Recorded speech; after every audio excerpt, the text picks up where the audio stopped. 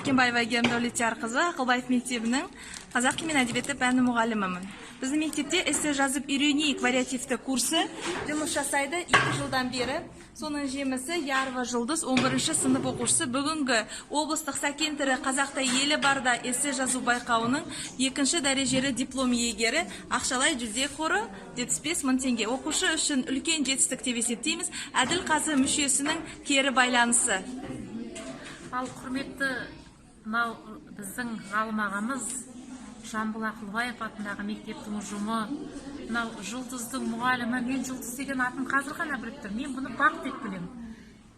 Сіз мұғалімі, міне Жұлдыздың мұғалімі, сіздерді мынау мектеп ұжымы табыстарыңызбен құттықтаймын. Мен үшін Бақ.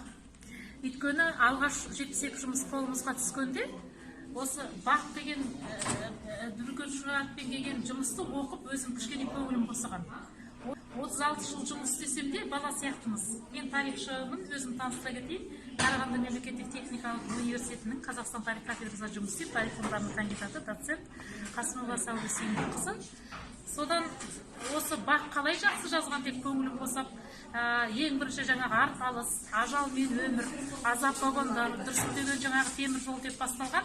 Содан Сәкеннің тұлғасын, мынау көбінесе негізі ақын жазушы ретінде білемін Сәкенді, бірақ мемлекеттік қызметінде қазақ тілі, сосын Қызыл ат туралы жазды ғой деймін. Қызыл ат шығармасы Голощекинді Ашарш отбасынаған деп жазды. Көкшетау поэмасына ептеп сипаттама берген.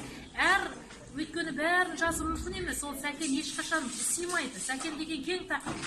Сондықтан соны кішкентай ғана бір парақ қағазға сыйғыза білген, мен Баққа бағашылсын деп білемін, тексеріп отыр. Одан кейін мынау рухани жаңғыру тақырыбына жазған эссесінде былай дейді: білім деген баста болады, білім деген жүректе болады. Мынау бастағы білімге білімді бірте-бірте әкеп жүрекке қондыру керек. Яғни жүрек деген сөз ол имандылық, адалдық қой. Егер білім мен тәрбие қосылса, жақсы азамат болады деген сөз. Қазір біздің өмірімізде, қоғамда жасырмаймыз. Әртүрлі жағдай естіп жатамыз. Қаншама білімді болса да ел мүддесіне қызмет етпей жатқан жасыратын не бар ғой. Ал сондықтан сонда ойлайсың, не жетпейді осы біздің ағаларымызға? Қос-қостан диплом бар, ендеше иманды білім керек екен. Міне Бақ осыны аша біліпті. Ал енді бүгін мынау ақтық сында да томпиып өзі артық қатарға оқыды, отырды. Сен кімсің десем, бір көшік Бақпын дейді. Бақ дегенде тура бетіне сүйіп алғым келді. Бақ десе Бақ екенсің, бағың ашылсын. Мектебің қызылға ұсынып отыр екен. Әрине ол өзіңнің еңбегің ғой. Сол алтын белгіні алып, біздің Қарағанды мемлекеттік техникалық университетінің 1-ші курсына грантқа түсуге тілектеспін.